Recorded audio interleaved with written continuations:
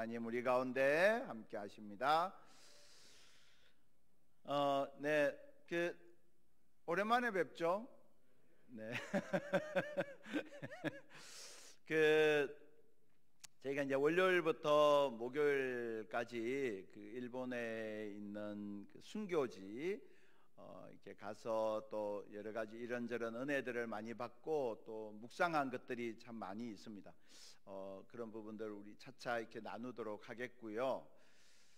한 가지 느꼈던 게, 그러니까 이제 뭐 이런저런 식사도 하고 뭐 이렇게 하잖아요. 그리고 이제 공항에 내려서 대전으로 오는 길에 고속도로 휴게소를 들렀어요. 고속도로 휴게소를 들러서 거기에서 라면을 시켜 먹었거든요. 라면. 뭐 일본이 뭐 제가 나가사키 뭐 갔었는데 거기 나가사키 짬뽕도 유명하고요. 뭐 우동 뭐 이런 거 다 유명하잖아요. 그런데 그 고속도로 휴게소에서 먹은 라면이 어떻게 그렇게 맛있는지 그래서 우리한테는 이게 딱 맞구나 그 생각을 얼마나 많이 했는지 모릅니다. 그리고 이제 오늘 이제 금요일이 되어서 이렇게 뒷자리에 딱 이렇게 앉는데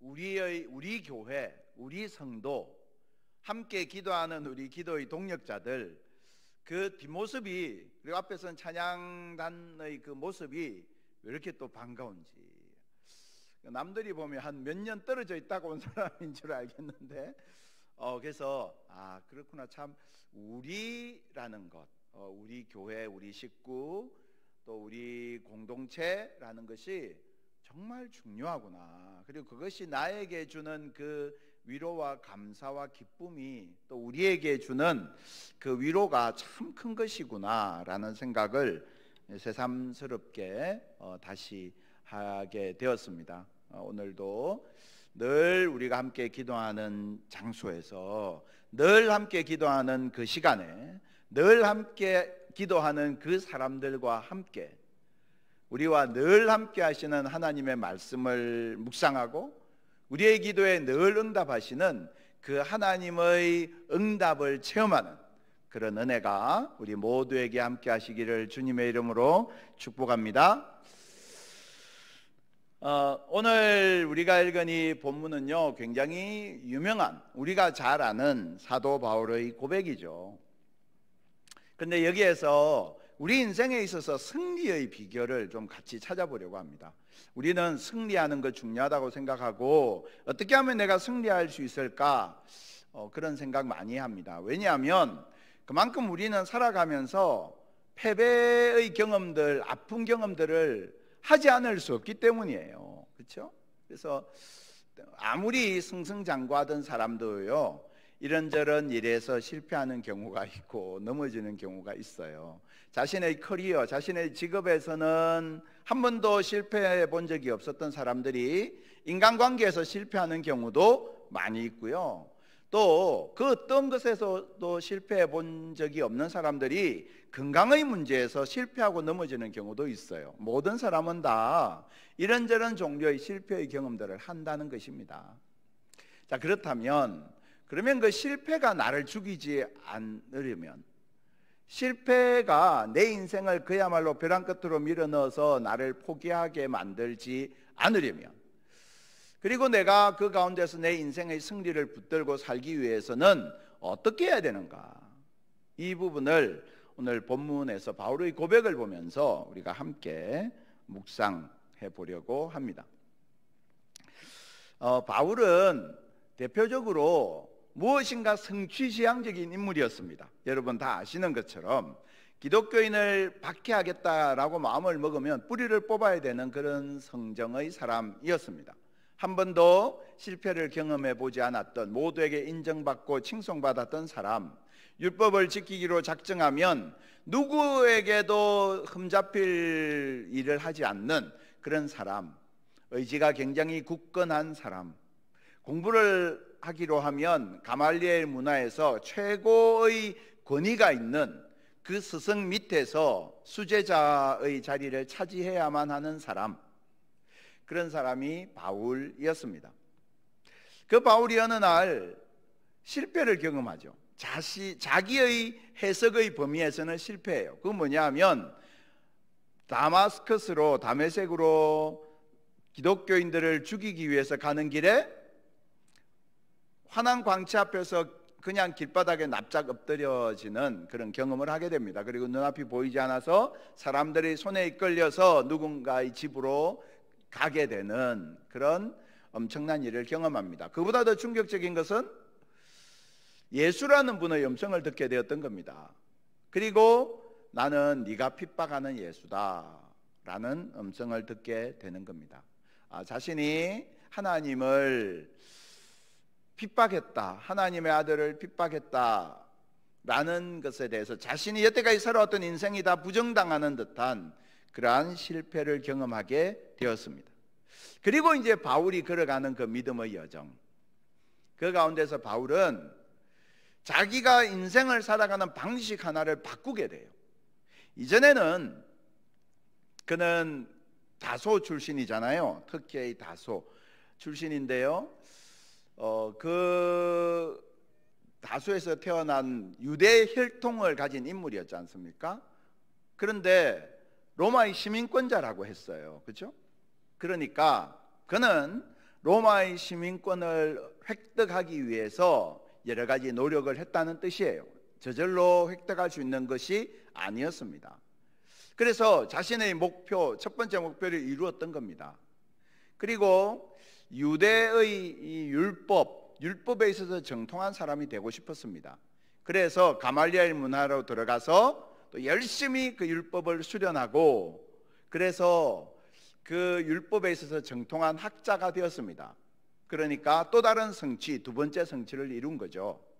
그리고 나서 율법의 이론가에서 나는 머물지 않겠다, 나는 율법을 잘 지키는 그런 사람이 되기를 원한다, 목표를 세우고, 그리고 율법에 있어서 아무런 흠이 없는 자로 인정되는 세 번째 목표도 달성했습니다. 바울은 그렇게 자신에게 주어지는 목표를 하나씩 이루어가는 유형의 사람이었습니다. 어쩌면 우리하고 비슷하죠. 우리가 초등학교 들어가서 그 다음에 뭐 중학교를 가고 고등학교를 가고 뭐 취업을 하고 뭐 대학을 가고 직장을 가고, 우리도 한 단계 한 단계 뭔가를 이루어가고, 그 가운데서 성공과 실패를 우리가 스스로 이렇게 판단하면서 가잖아요. 그렇죠? 그래서 어떤 때로는 대학에 실패하기도 하고요. 또 때로는 내가 이렇게 살아가다가 이런저런 내 인생의 단계에서 경험하는 여러 가지 실패의 경험들을 하기도 하죠. 근데 바울은요, 승승장구했던 사람이었습니다. 그런데 그가 예수님을 만난 뒤에 자기 인생을 보는 시각이 바뀌게 됩니다. 그게 뭐냐면 오늘 이제 우리가 읽은 이 본문 12절을 보십시오.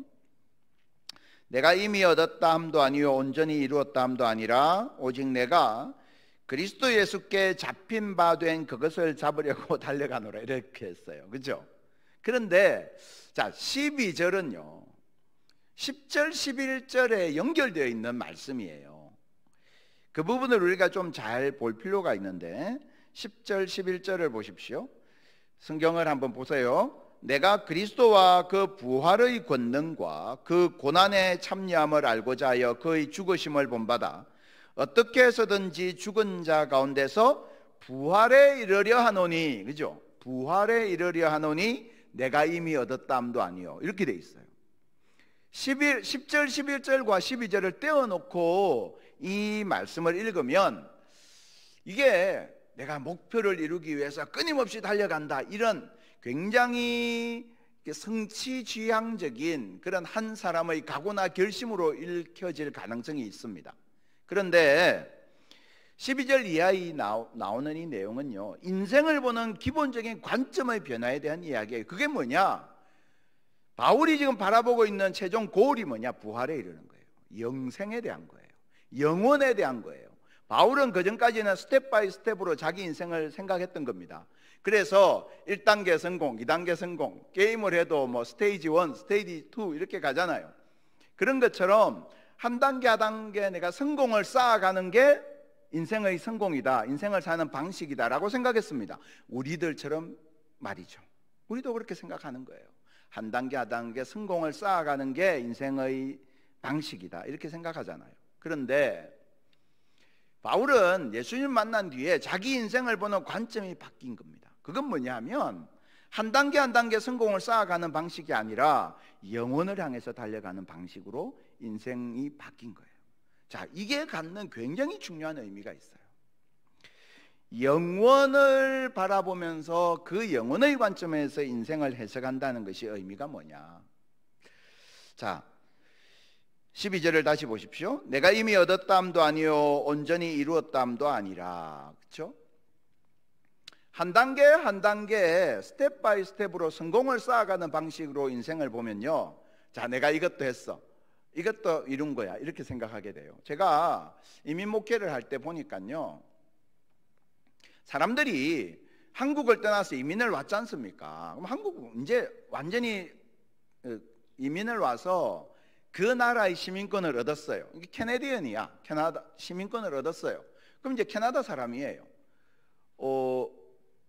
그래서 이렇게 한국에 대한 투표권도 없거든요. 그런데도 완전히 이제 관계가 끊어진 거잖아요. 그런데 그분들이 붙드는 게 뭐냐면 내가 한국에서 어느 대학 나왔어, 이거더라고. 내가 한국에서 어느 대학 나왔는데 네가 나를 무시할 수 있어, 이런 거예요. 굉장히 웃기는 거죠. 그 캐나다 사람들한테 나 한국에서 어느 대학 나왔어 이러면 아무도 몰라요. 그런데도 그거 붙들고 사는 거예요. 과거의 어느 단계에 이루었던 나의 성공과 성취를 그걸 가지고 살아가는 거예요. 그게 일반적인 이 세상을 사는 사람들의 방식이더라는 겁니다. 스텝 바이 스텝으로 성공을 쌓아가는 거다. 그래서 어느 단계에서 내가 실패한 부분은 빼버리고요, 내가 성공한 부분만 가지고 그걸 들여다보고 사는 거예요. 그게 자기 인생의 보물이고 조약돌이에요. 늘 그걸 손에 쥐고 있는 거예요.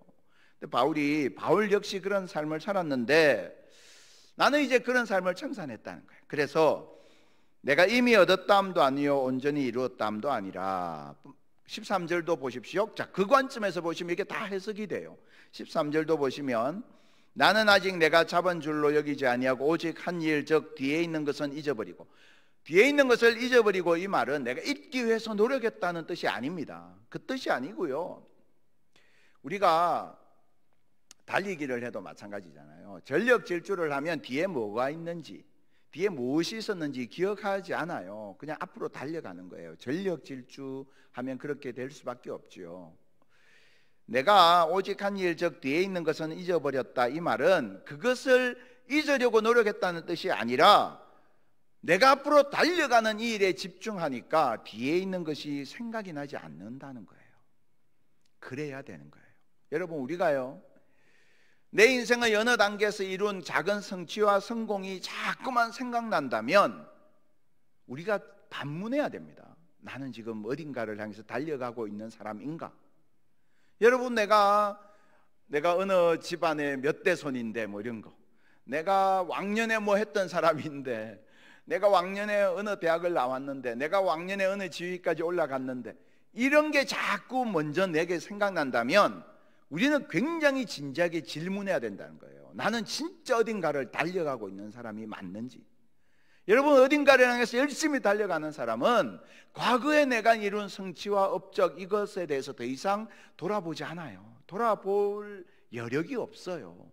내가 영혼을 향해서 달려가는 사람은 내가 과거에 뭘 이 정도 했는데, 이랬는데, 왕년에 이랬는데, 이런 거 생각나지 않아요. 바울이 지금 그 말을 하고 있는 거예요. 이게 그래서 자기 인생을 바라보는 관점의 근본적인 변화에 대한 이야기를 지금 하고 있다는 겁니다. 그래서요 14절을 보십시오. 앞에 있는 것을 잡으려고 표대를 향하여 그리스도 예수 안에서 하나님이 위에서 부르신 부름의 상을 위하여 달려가노라. 부름의 상을 위하여 달려간다, 이렇게 말씀하고 있는 거예요. 부름의 상을, 이 부름이라는 게 뭡니까? 그에게 주신 개인적인 사명, 동시에 이 부름의 종착지는 하나님 앞이잖아요. 그러니까 그 영혼을 향해서 나는 달려간다 라는 이야기를 하고 있는 것입니다. 내 인생의 달려가는 경주의 끝을 어디로 보고 사느냐, 이게 굉장히 중요한 거예요. 100m를 달리는 사람과 42.195km를 달리는 사람의 자세는 다를 수밖에 없어요. 내가 어디를 끝으로 보고 어디를 끝으로 설정하고 사느냐가 오늘을 달려가는 내 삶의 모습을 완전히 바꿀 수밖에 없다는 겁니다. 제가 이렇게 아까도 이민 목회 이야기를 잠깐 했는데요, 한국 학생들이 참 공부를 잘해요. 한국 학생들이 굉장히 영특하고요, 굉장히 똑똑해요. 그래서 백인 아이들에게 어렸을 때, 야, 넌 정말 천재야, 이런 소리 한국 학생들 늘 들어요. 그런데 그 친구들이 다 좋은 대학교 입학하고요, 우수한 성적으로 입학해요, 인터뷰해요. 그런데 졸업하는 친구들은 진짜 별로 없어요. 그리고 졸업하고 나서 뭐 하느냐? 학원에서 애들 가르치는 거예요. 제대로 취직해서 직장에서 커리어를 계속 쌓아가는 경우를 찾아보기가 쉽지가 않습니다. 왜 그러냐 하면요, 우리의 이 달려가는 경주를 굉장히 단기적인 목표에 맞추고 달려가기 때문에 그래요. 그런 습관이 우리에게 있기 때문에 그렇습니다. 그런데 그렇게 하다 보면 어떻게 해서 이 단계에서의 성취를 이룰 수는 있을지 모르나 그게 끝인 거예요. 그걸 바라보고 왔으니까 그 다음에는 아무것도 없는 거예요. 그러면 이제 그 인생은 그 다음에 자기가 달려갈 목표가 방향이 설정되어 있지 않기 때문에 결국은 그때부터 인생을 달려가는 동력이 상실되고요, 그러면 내가 앞에 이루었던 이 성취와 업적을 붙들고 그냥 살아가는 굉장히 과거지향적이고 과거 회상적인 인생을 살아가는 경우를 저는 주변에서 굉장히 많이 봤습니다. 그래서요, 젊었을 때 아주 탁월한 성취를 이룬 사람들이 나중에 그 젊었을 때의 성취에 미치지 못하는 굉장히 초라하고 평범한 인생을 사는 경우가 얼마나 많은지 몰라요. 그게 왜 그러냐? 인생을 바라보는 자기 관점이 너무나 이렇게 좁게 세팅되어 있었기 때문에 그런 거죠. 바울이 우리에게 보여주는 게 뭡니까? 영혼을 바라보고 그는 달려간다라는 것입니다. 여러분, 그래서요, 꼭 기억했으면 좋겠습니다. 우리가 달려가는 데 있어서 중요한 것은요, 내가 여기에서 포기하지 않는 한 끝날 때까지는 끝난 게 아니라는 거예요. 여러분, 우리 인생의 총결산을 어디서 합니까? 사람 앞에 하는 거 아니지 않습니까? 하나님 앞에서 하는 거잖아요. 하나님 앞에 섰을 때 내 인생의 결산이 되는 거잖아요. 그러니까 혹시 여러분 지금 내가 있는 인생의 단계에서 내가 원했던 결과를 얻지 못했고 실패한 부분이 있고 또 부끄러운 부분이 있어도 상관없어요. 그게 끝이 아니에요. 하나님은 야, 너 이때 초등학교 때 공부 못했잖아, 너는 아니야, 이렇게 말씀하시는 분이 아니란 말이에요. 하나님은 너는 이때 실패했잖아, 그러니까 나는 너 같은 사람은 필요 없어, 이렇게 말씀하시지 않는단 말이에요. 하나님은 우리가 하나님 앞에서는 그 순간을 우리 인생의 종착 지점으로 두고 하나님 우리를 바라보고 계시고 우리와 함께 하시고 우리를 응원하고 계시고, 그래서 우리가 그 하나님 앞에 최종적인 영광의 면류관 부름의 상을 얻기까지 우리와 함께 하시고 우리를 지키시고 우리를 응원하시고 우리를 붙드시고 우리의 모든 기도에 응답하시는 살아계신 하나님이신 줄 믿습니다. 그래서 우리가 하나님 앞에 기도해야 되는 이유가 여기에 있어요. 여러분, 내 인생이 나는 이제 다 나이 다 들었고 할 수 있는 것도 아무것도 없고 이제 뭐 아무것도 없어, 그거 아니에요. 하나님은 우리가 주님 앞에서는 그 순간까지를 내 인생의 경주로 보고 우리를 지금도 응원하고 계신다는 것입니다. 바울이요, 그래서 자기 인생의 인생을 바라보는 관점이 주님 만나고 바뀐 겁니다. 주님 만난 사람은 이렇게 바뀌어야 합니다. 주님 만난 사람에게 있어서 자, 내 인생은 끝이야, 여기가 끝이야, 이제 끝났어, 이거는요 굉장히 신앙적이지 않은 태도예요. 주님 만난 사람 그렇게 살면 안 됩니다.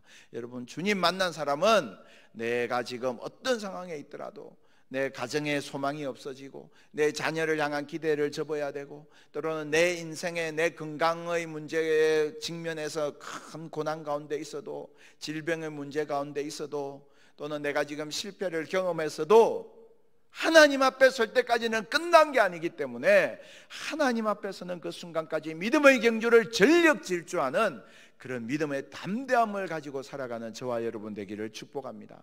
저는 교회를 목회하면서도 마찬가지입니다. 여러분, 우리가 정말 이 오정교회라는 공동체를 함께 주님을 머리로 하고 함께 섬겨나가는 가운데서요, 여태까지 우리가 그려왔던 내 인생의 신앙의 성적표가 있잖아요.